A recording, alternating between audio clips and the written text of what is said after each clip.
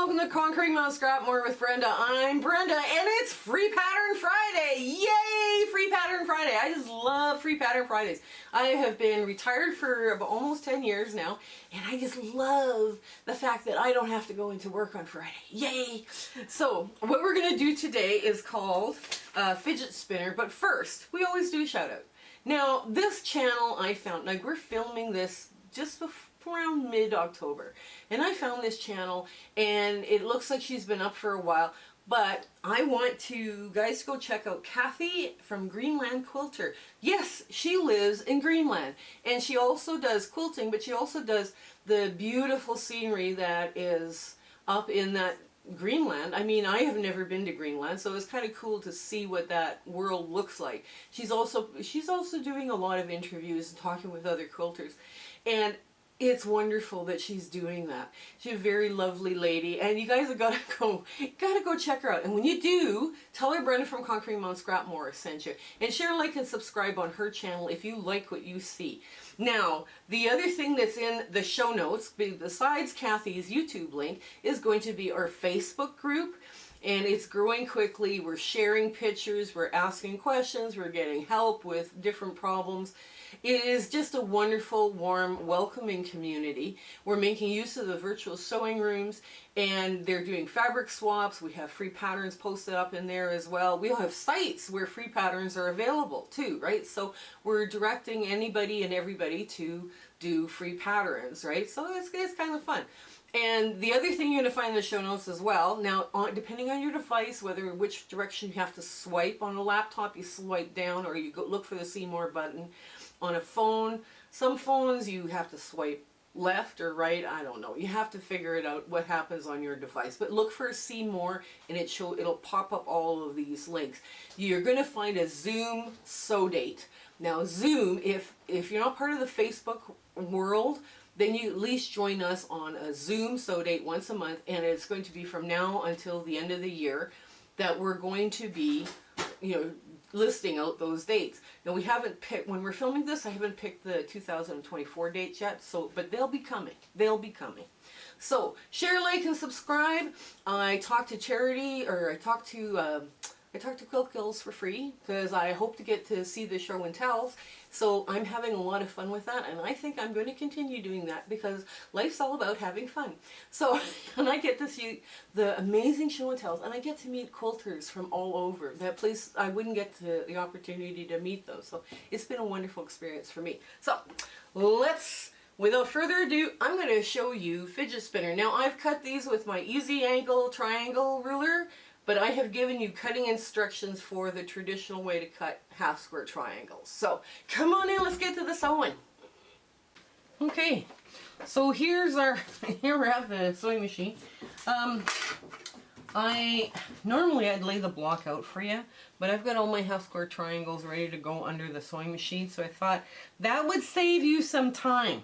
Now this is with that easy angle ruler, and hopefully the demo would drop on it before this video does, because wow, does it make your cutting a lot faster. Makes your cutting faster, it makes your sewing faster.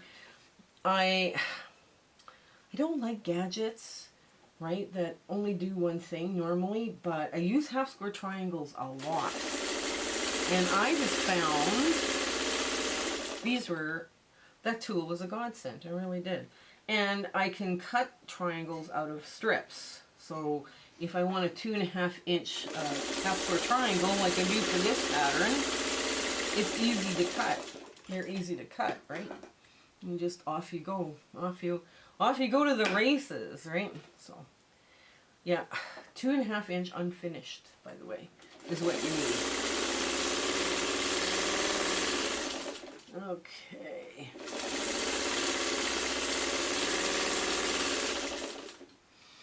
And these would make a good leader ender project too. This little half square triangle. But, yeah. Okay. Yeah, one of the grandkids found a fidget spinner. Oh my gosh. Everybody fought over it. So we took it away from him. And at 3 o'clock in the morning, our cat found it. we have hardwood floors. It sounded like a herd of elephants were playing up in our living room. It was like, oh my lord. But yeah. So we got it. We had to find it and take it away from the cat as well. But yeah, they're just... I think the cat likes it because they can just take it with his paw and just flick it like that, and it's, you know, it moves, you know, so it made a good cat toy for him. But at 3 o'clock in the morning, it's not a good cat toy because it's noisy. There we go. Just about there.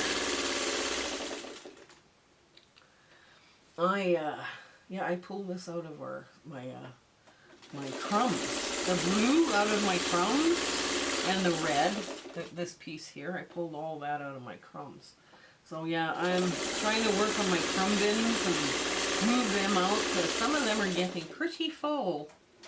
Oh my, you know, yeah, they're really getting full. Now, the beauty of this is you now only have to worry about cutting one corner off. I mean, that's what I like about this ruler too, right? And, oops, I'll flip that one the other way because I want all of it pressed to the dark. Oops. Yeah, I found this heart pattern. I thought, oh, it's so cute. Let's put that one in today. And put it up against a darker navy or something. That would be, because it's kind of a real taupey color. Anyways, let's get this. Oh, I need to trim first. Trim and then press open. Trim first, press to the dark next. Oops, let's get that. Yeah, there's very little I throw out in this house. Now, when I'm trimming, I trim deep, right? So, okay. This is what the easy angle ruler will do.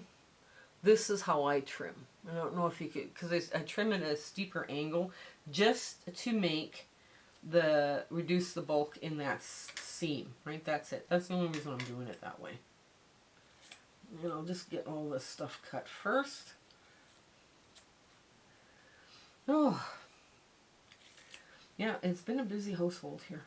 I've been trying to get into the virtual sewing room on Facebook for a while. So far, I think most Sundays I can get in there for a couple hours in the afternoon, and Tuesdays I try to get in there as soon as I can, but between doctor appointments and life, it's just like, wow.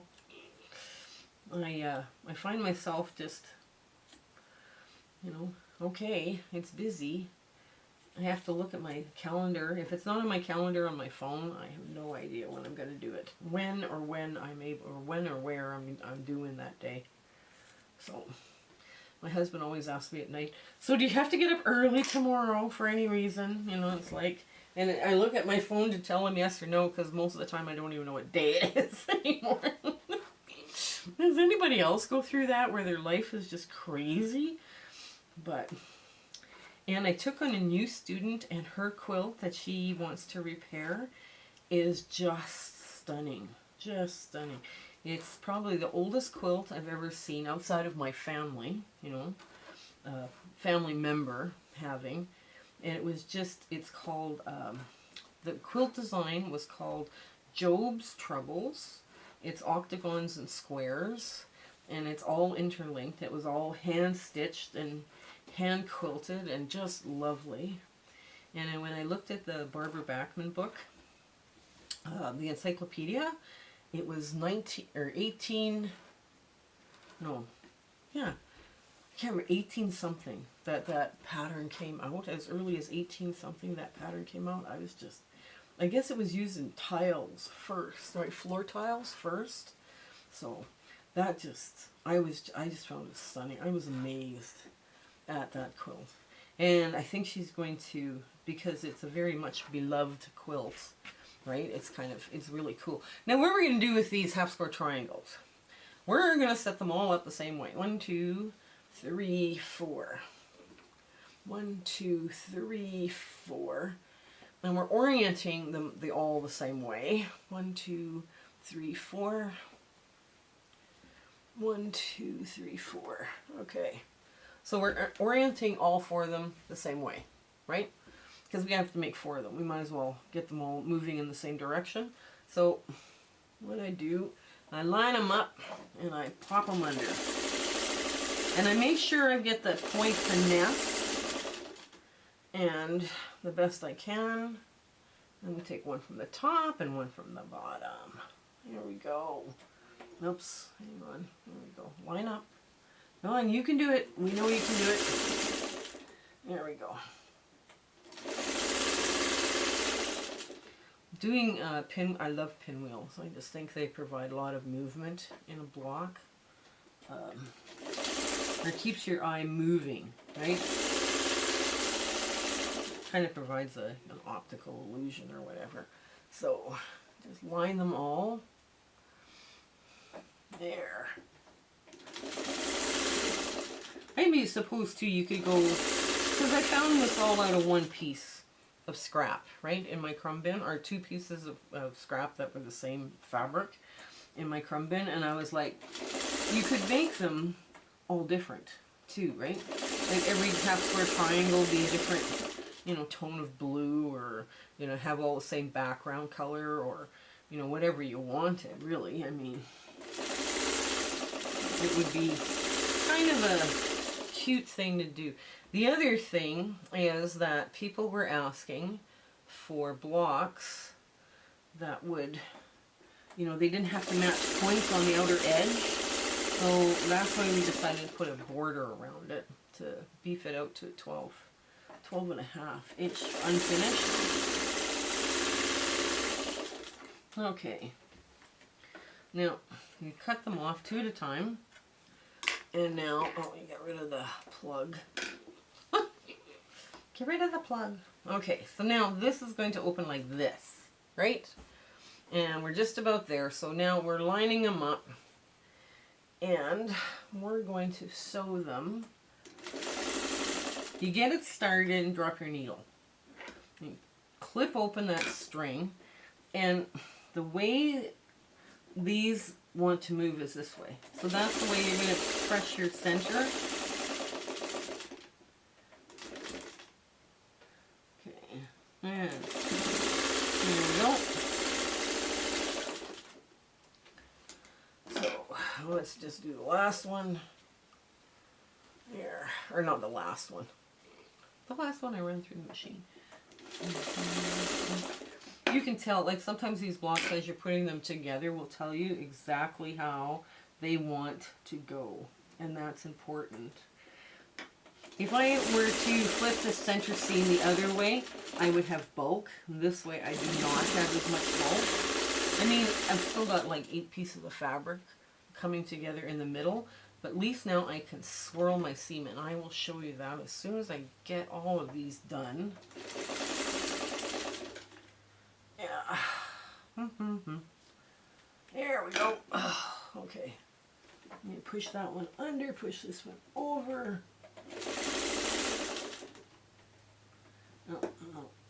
Come on. There we go.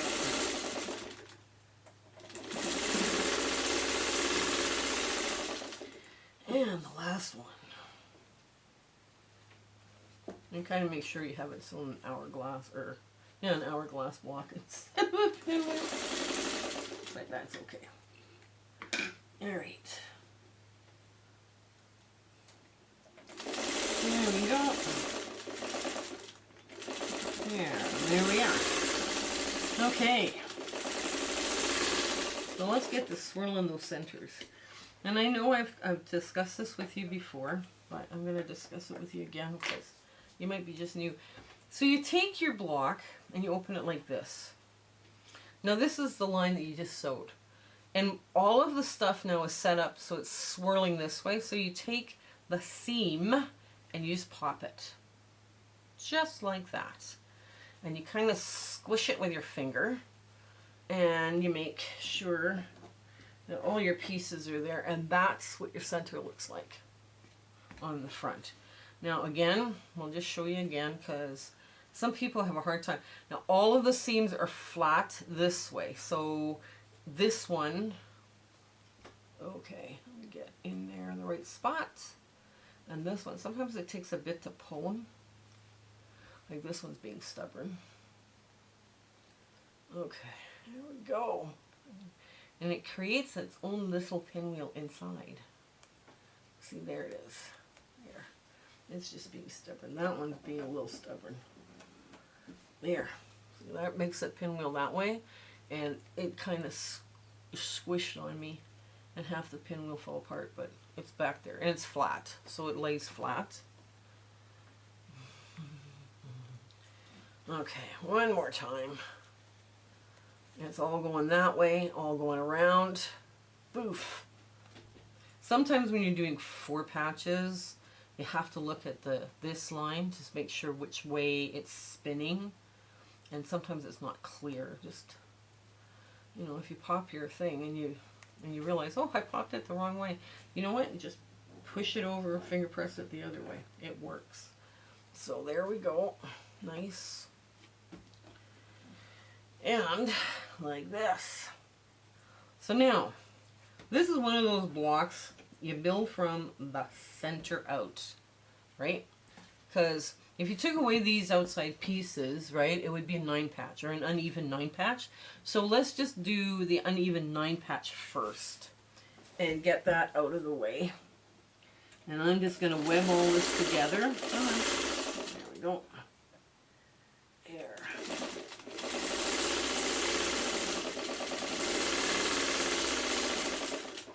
And this would go in next because we're just webbing. And webbing like something like this too is nice because it gives all your seams a place to rest, especially that center seam. Sometimes there's too many seams in a block and it always lies nice and flat if it's got someplace to go. And we'll take out little gloves.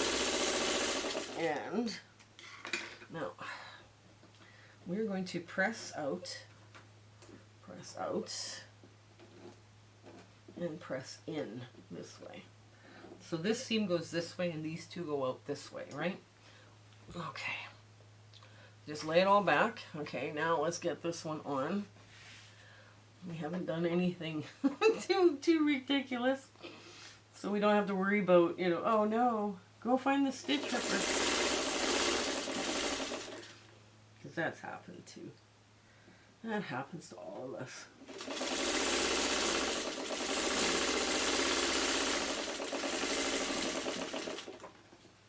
There.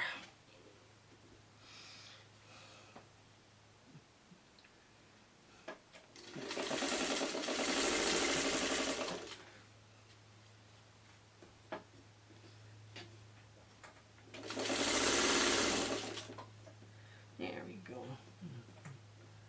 There. There. Okay, so it's webbed together in one direction only. So now we're going to web it together the other way. But first we're going to finger press this. So this goes in on that line. This goes out. This goes in. There we go. There. Now, we're going to do this side. Okay, we match up this top. And the first place we nest is, we stop with our needle down. The first place we nest is on that red square. So we want to make sure everything lines up there. There we go.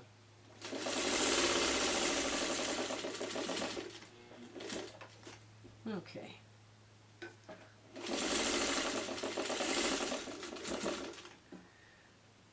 Now the nice thing about this block when you're putting on the borders and everything, you don't have any points to match up when you sew the next block beside it. That's really handy. Because you can just put them together and sew, right? You don't have to worry about where anything is, or you know, like how everything is lying or nothing. You just sew. You just sew it together. Now that's where that's going. Okay. All right. Now, last, and then we start putting on that outside edge. Yeah. Okay. And make sure everything's lined up. Perfect.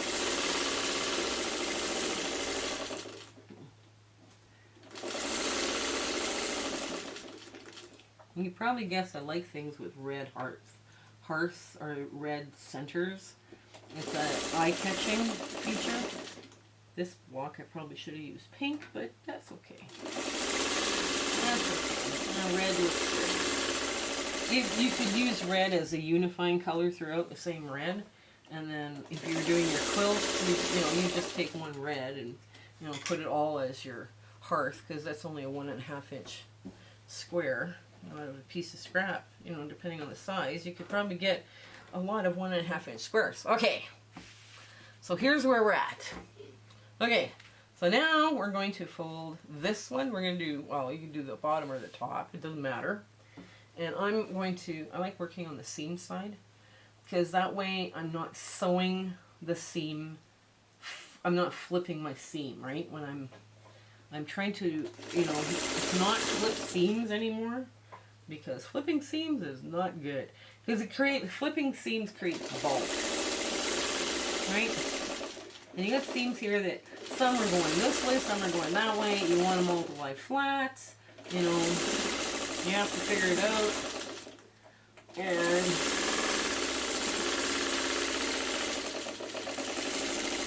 there.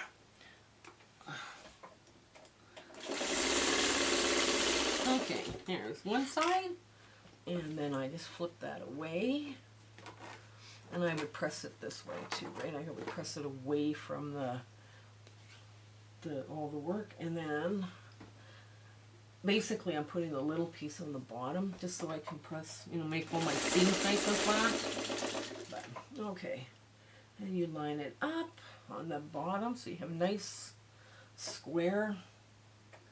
There we go.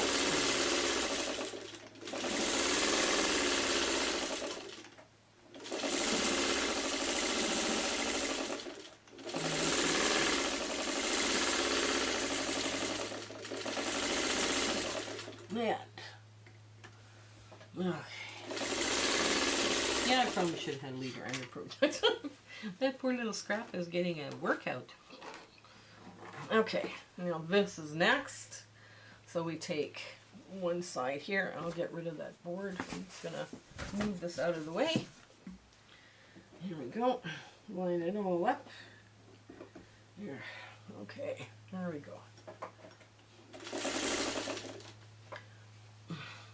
Now this is a good one for guilds to use, because everybody, you tell all the members, cut your fabric so that you have a 2.5 inch strip, and then you cut them to the size that you need, right? Like a unified size.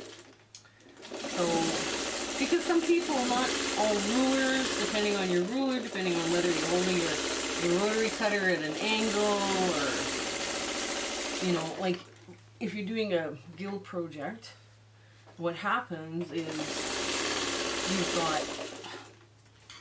got, everybody has a slightly different 1/4 inch, right? And then everybody's rulers are the same, but I mean, not everybody, if you have just even a bit of off day with your cutting or your ironing or something, all of a sudden now all these blocks are different. So you tell people to cut a 2.5 inch strip outer border, right? And then you would make this one a little bit, like you'd make, this one a little bit longer, like by 1 inch longer. And then you would trim, you'd get one person to do all the trimming, right? So then all your blocks would end up being, you've got to cheat to make them all the same size because you've got a little border around them. And you would never notice that in a quilt. You would once it's all quilted and everything, you would never see it. That, somebody had a bad day and cut their block too big, or, cut their block too small because it's all being cut now the same size, right? Because it's oversized. easy to oversize and easy to trim. There we go. Out. Okay. Alrighty. So, this. Well, now, I'm just give it a good press and we'll get to our ta-da moment. Now, you see how on the back everything went a certain way, right? Everything's going the same way on the back. Like everything presses away from the triangle or the pinwheel, right? And even this one, the centerpiece, I mean, the only reason these two are facing in is because these were the seams that were sewn last, right? So but everything else is going away from the pinwheel, and it creates a very flat block. I only have, when I'm looking at my, you know, where I pop my middles or try to, I have one here that's just being a little obstinate. Get my stitch ripper out, pull out two stitches, and we're good. And it's lying flat suddenly. So there we are. Let's get to our ta-da moment. Okay, this is our big ta-da moment. Isn't this a cute little fidget spinner? I mean, I just think they're really adorable. I love pinwheels. Now, this does, because there's an extra wide. You could tell if you're going to use this as a charity quilt, tell your members to make this a 2.5-inch strip instead of a 2-inch strip. Just make this one strip a little bit longer, like a 1/2 inch longer. And then what happens is now you have a sheet where you can trim them all the same size. And this way, if someone is donating and their fat corner's a little off, or they're too big or too small, you'll never notice when you put it all into a quilt because it's got a bordered, it's self-bordered. And then you just sew the blocks together. So I don't know, I think this is pretty cute. This is a little cutie, and it does come together very quickly. This is a great one too for leader enders. So if you wanted to do just, you know, all sorts of different colors, half square triangles, this would work as well. So I do hope you give it a try. So until we see each other next time, I hope everything goes wonderfully for you and life treats you very gently. Okay, take care until then. Bye! My husband and I would love to thank you for all of the amazing people that we have met along this crazy YouTube adventure that we've been having. We do free speaking engagements too, so if you're part of a guild and they're looking for, you know, people to talk and, you know, and chat with, you know, in their monthly meetings, tell them that I'm doing free ones just to help the guilds out, because it's been a tough time for the guilds as well. You know, share, like, and subscribe with your friends. You know, make sure that they're, you know, they get the word out on us. That's the best way you can do to help us out. So until we meet again, I want to thank you. Okay, goodbye.